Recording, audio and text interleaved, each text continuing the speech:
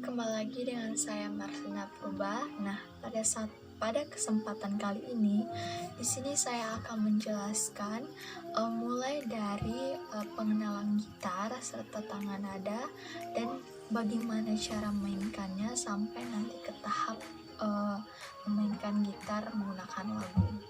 Nah, jadi penjelasannya kita mulai ya. Pertama, kita mengenal gitar. Jadi mengenal gitar serta tangan nadanya. Pertama itu kita harus mengenal bagian-bagian penting dalam gitar.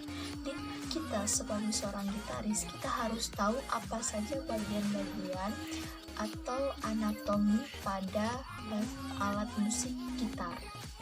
Nah, di sini ada namanya bagian headstock. Nah, headstock ini adalah bagian atas gitar atau disebut juga dengan kepala gitar. Nah, lalu ada namanya peg. Peg ini apa sih? Peg itu adalah pemulung atau penyetem senar. Jadi kalau teman-teman menyetem itu menggunakan peg namanya. Lalu ada fret. Nah, fret ini adalah pembatas nada pada senar gitar. Jadi kotak-kotak yang nampak ini, nah ini namanya fret. Jadi itu adalah pembatas senar pada gitar, pembatas nada pada senar gitar. Lalu ada yang namanya neck. Neck itu leher atau stang gitar. Leher atau stang gitar. Oke. Lalu namanya heel. Nah, heel itu mana? Heel itu ini. Nih, yang bagian sini. Ini namanya heel. Dia itu adalah bagian sambungan antara stang gitar dengan badan atau bodi gitar. Namanya heel. Lalu ada namanya itu rib. Rib itu ini ya. Oke. Lalu ada namanya roset. Roset itu bagian hiasan pada tepi lubang suara, dan itu adalah ini. Ini namanya roset. Jadi bagian hiasan pada tepi-tepi lubang suaranya. Lubang suara ini rosetnya. Ini roset. Oke. Lalu selanjutnya tadi ada yang namanya itu rib, itu bagian tepi badan gitar.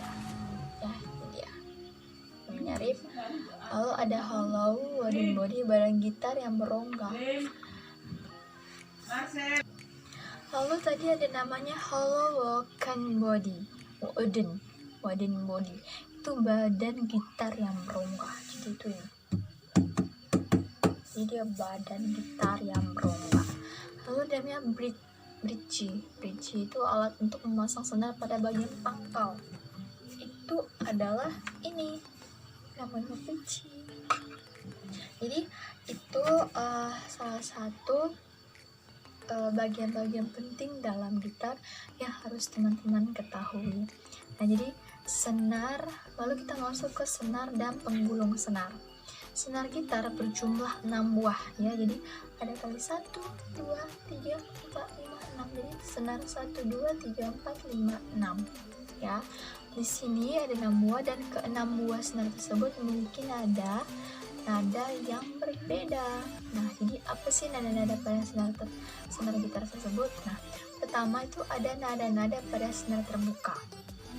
Nah, apa itu nada pada senar terbuka? Nah, senar terbuka adalah senar yang berada dalam posisi tidak ditekan dengan jari tangan kiri. Jadi, dia seperti ini plong. Nah, posisi seperti ini selain disebut sebagai posisi terbuka, juga disebut sebagai posisi nol, yang dia tidak mempunyai nada. Dong, karena dia nggak diapa-apain. Lalu, dalam posisi terbuka, semua senar gitar memiliki nada-nada standar, yaitu seperti berikut. Nah, senar pertama adalah senar paling atas pada yang saya tunjuk ini tadi. Ini adalah senar 6. Itu senar pertama. Yang dia memiliki nada E tinggi. Jadi nadanya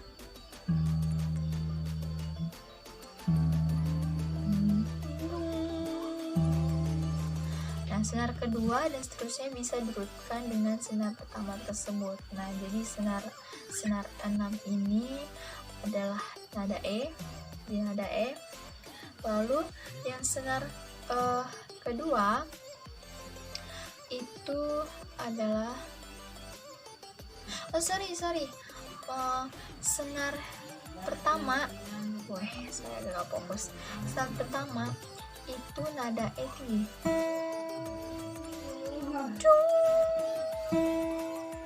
Nah, jadi senar 1, 2, 3, 4, 5, 6 ya. Jadi jangan salah kayak saya. Jadi senar 6, senar 1 pertama maksudnya nada E tinggi. Senar kedua memiliki nada B. B ya, oke, jadi senar 3 itu memiliki nada G.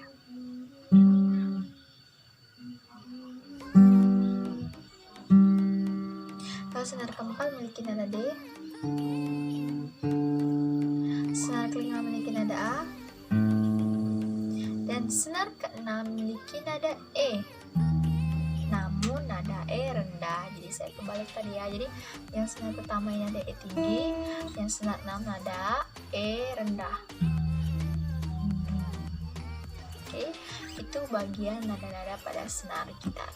Lalu ada namanya fingerboard dan pengertian posisi. Nah, apa sih itu? Nah, fingerboard adalah bagian gitar yang digunakan untuk menekan senar dengan jari tangan kiri guna menghasilkan sebuah nada-nada tertentu. Nah, di fingerboard itu dibagi menjadi ruas-ruas yang disebut sebagai posisi. Jadi posisi adalah bagian ruas-ruas pada fingerboard. Nah, ruas pertama disebut sebagai posisi 1, ruas kedua disebut sebagai posisi 2, dan seterusnya. Nah, jadi di sini untuk menghasilkan nada-nada yang dikehendaki, jari tangan kiri digunakan untuk menekan senar pada posisi tertentu.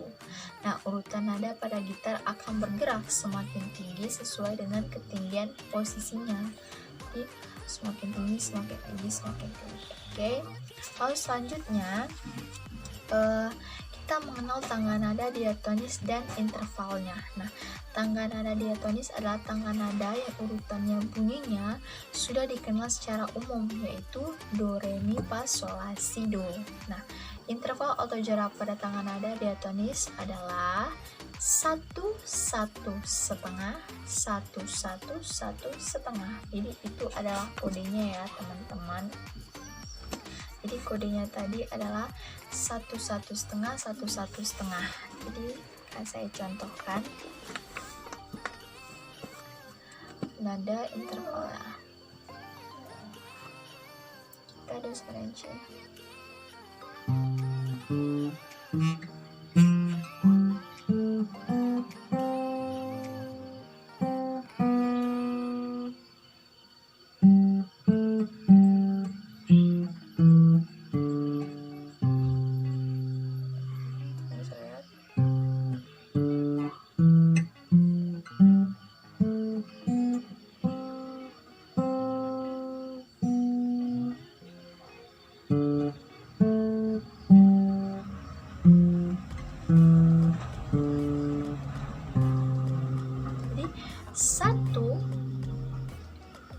Satu setengah, 1, 1, 1 setengah. Jadi itu adalah interval atau jarak nada pada tangga nada diatonis. Nah, jika tangga nada diatonis ditentukan dengan nada dasar do sama dengan C, maka urutan tangga nada diatonisnya seperti yang aku buat tadi ya. Nah, lalu kita masuk ke tangga nada kromatik. Apa itu? Tangga nada kromatik adalah tangga nada yang interval atau jarak urutan setiap nadanya adalah setengah-setengah nada. Agar lebih jelas, kita perhatikan. Jadi do, re, mi, fa, sol, la, si, do. Jadi dia memiliki seperti kayak C crash, D crash, lalu F crash, G crash, yang kalau misal ditulis piano itu adalah bagian tuts hitamnya. Jadi itu adalah tangga nada kromatiknya. Lalu selanjutnya teman-teman, yaitu ada cara mencari nada pada gitar. Nah, gimana sih cara mencari nada pada gitar? Ya, untuk mencari itu kita harus memiliki paling sedikit 2 pengetahuan tadi. Yang pertama, pengetahuan tentang interval atau jaraknya nada pada tangga diatonis, ya seperti telah kita contohkan tadi. Lalu kedua, pengetahuan tentang interval atau jarak nada pada setiap posisi pada gitar seperti yang saya jelaskan tadi. Nah, nada-nada pada setiap urutan posisi pada gitar memiliki jarak setengah nada. Itu berarti bahwa dari setiap senar terbuka yang sudah diketahui, nada-nadanya dapat dicari dengan menghitung urutan posisi pada nada-nada berikut ini. Oke, jadi nada pada senar gitar yang pertama, senar pertama itu posisi terbuka atau posisi 0, yaitu nada E. Nah, nada berikutnya itu pada posisi 1 sampai 12 itu adalah F sampai F crash, G sampai G crash, lalu ada A crash, B, C crash, D crash, dan E. Yang kedua itu senar kedua posisi terbuka atau posisi 0 itu ada nada B, dan nada berikutnya pada posisi 1 ada 1 sampai 12 yaitu B, C crash, D crash, E, F crash, G crash, A crash, dan B. Dan begitu juga dengan seterusnya sampai ke senar 6. Lalu selanjutnya ada penjelasan mengenai pitch pipe atau penghasil nada standar untuk senar gitar. Nah, pitch pipa adalah sejenis alat yang memiliki 6 buah pipa yang jika ditiup bisa menghasilkan 6 buah nada seperti yang terdapat pada senar gitar. Nah, jadi pitch pipa ini memang dibuat untuk keperluan menyetem senar gitar agar sesuai dengan nada standarnya. Oke, jadi nada standar. Lalu keterangannya adalah pipa pada nada E atau kanan atas itu digunakan untuk menyetem senar pertama, ya. Lalu untuk pipa nada B atau tengah atas digunakan untuk menyetem senar kedua. Yang pipa nada G kiri atas digunakan untuk menyetem senar ketiga. Pipa nada D kanan bawah digunakan untuk menyetem senar keempat. Pipa nada A tengah bawah digunakan untuk menyetem senar kelima. Lalu yang terakhir pipa nada E kiri bawah digunakan untuk menyetem senar keenam. Oke, jadi itu mengenai bagian-bagian gitar, bagian penting atau anatomi dalam gitar serta tangga nada dasar. Lalu selanjutnya kita akan menjelaskan mengenai diagram chord dan hubungan antar chord. Nah, apa sih chord itu? Chord adalah gabungan tiga buah nada atau lebih yang harmonis dan digunakan untuk mengiringi lagu. Jadi chord itu adalah salah satu tahap dalam mengiring lagu. Nah, untuk memudahkan menyusun berapa nada dalam bentuk chord, biasanya digunakan tabel atau diagram chord yang menunjukkan senar tertentu yang harus ditekan dalam posisi tertentu. Jadi, kalau misalnya nih kayak ada di buku-buku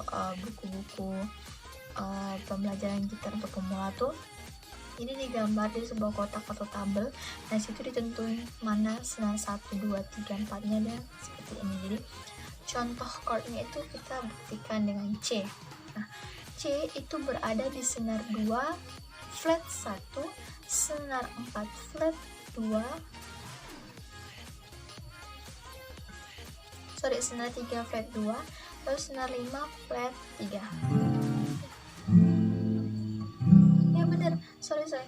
Jadi senar 2 flat 1, lalu senar 4 flat 2, senar 5 flat 3.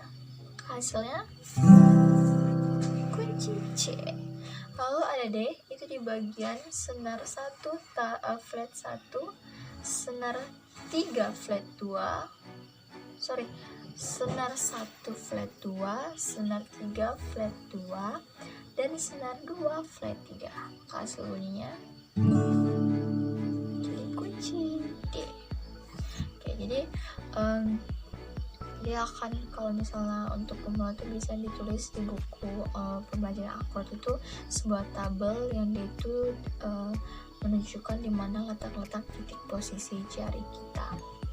Nah, biasanya disebut chord C tanpa menyebut kata mayornya. Ini berbeda dengan chord minor yang harus disebutkan kata minor. Jadi kalau akord mayor itu jarang sekali dibilang nada C mayor, nada D mayor, itu jarang sekali. Kenapa?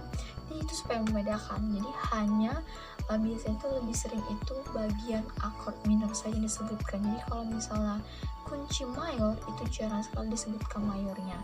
Namun kalau dalam kunci akord minor kita sering harus menyebutkan misalnya seperti D minor, E minor, A minor, dan seterusnya jenis-jenis kunci minor yang lain. Oke teman-teman, sebelum kita mulai ke penjelasan selanjutnya yaitu tentang strumming, ya, di sini aku menunjukin kita mengenal tabel-tabel kunci dalam gitar. Jadi bisa nampak, teman setidaknya nampak ya. Nah, di sini itu pada bagian tabel tersebut, bagian tali 1 itu yang fret 1 itu nada F kalau ditekan. Lalu bagian senar 2 itu C. Lalu bagian 3 itu A-mol. Senar 4 itu E-mol.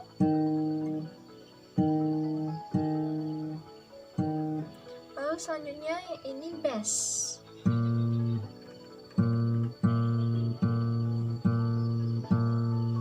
Bemol ya, bemol. Lalu ini F. Ada rendahnya, tadi ada tingginya. Dan begitu selanjutnya. Jadi teman-teman juga harus mengetahui atau mempelajari dan melatih mengenal letak kunci-kunci pada setiap fret gitarnya. Jadi teman-teman harus hafalkan dulu seperti yang tabel tadi, bagian-bagian fret itu pada senar itu memiliki nada-nada akordnya tersendiri. Lalu kita lanjut ke namanya teknik strumming atau teknik kocok gitar dalam permainan gitar. Nah, di sini kita menggunakan jempol bagian dalam. Ini jempol ya, jari jempol. Ini bagian dalam sini. Nah, kita akan mulai ngejreng, ya, yaitu dengan kode down up, down up. Jadi bawah atas, bawah atas. Ini masih dengan nada terbuka ya, atau dengan nada 0.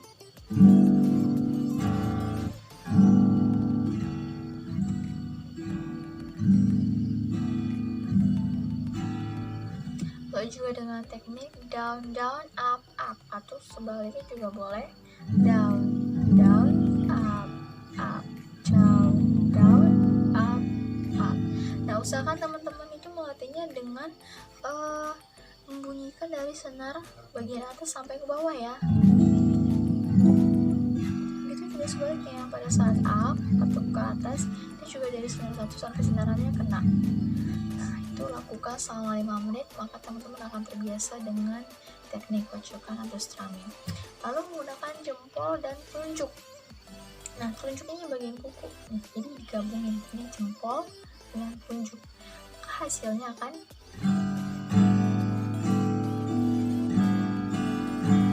sama, kodenya down up down up. Lalu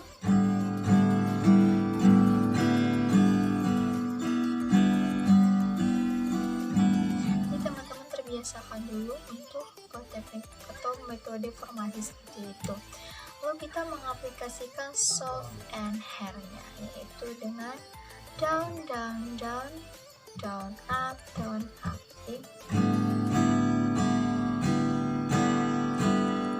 Jadi kita tadi sudah banyak akord, jadi kita coba dengan C.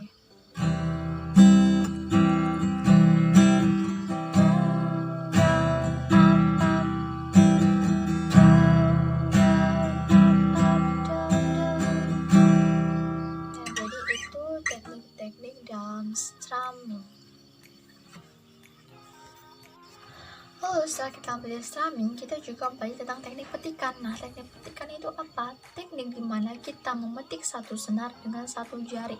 Jadi contohnya aja seperti ini. Kalau kita misalnya dengan kunci C, maka yang bagian jempol itu menyentuh tali 6.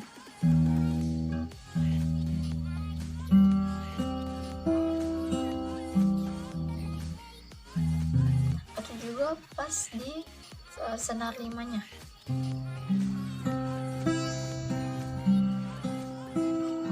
Kita gunakan itu jari jempol, jari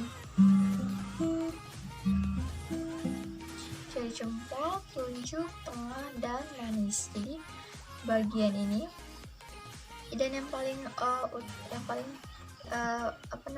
yang paling pokok yang kita petik adalah tali 3, 2, 1 dengan jari-jari, tali 3 telunjuk, 2 tengah, manis, 1. Oke, jadi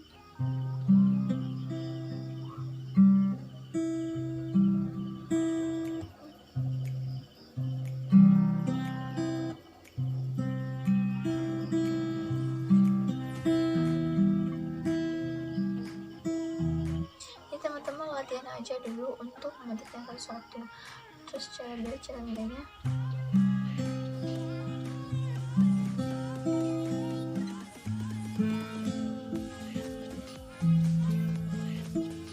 Kalau A minor menekan kunci akord minor, itu berarti tekan yang ketiga adalah senar 5.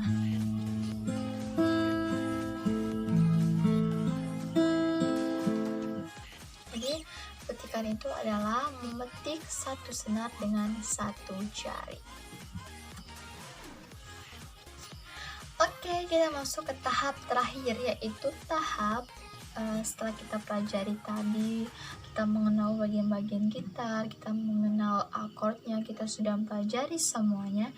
Lanjut masuk ke mempelajari lagu, yaitu masukkan akord ke dalam lirik lagu, maka hasilnya akan menciptakan sebuah lagu yang indah. Jadi di sini aku memainkan satu lagu, dia judulnya itu Andaikan Kau Datang.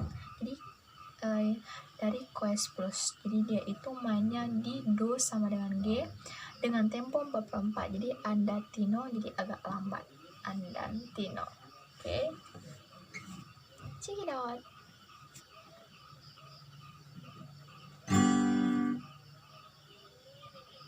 Jadi di sini kita menggunakan semua teknologi strumming, picking kita pakai di sini.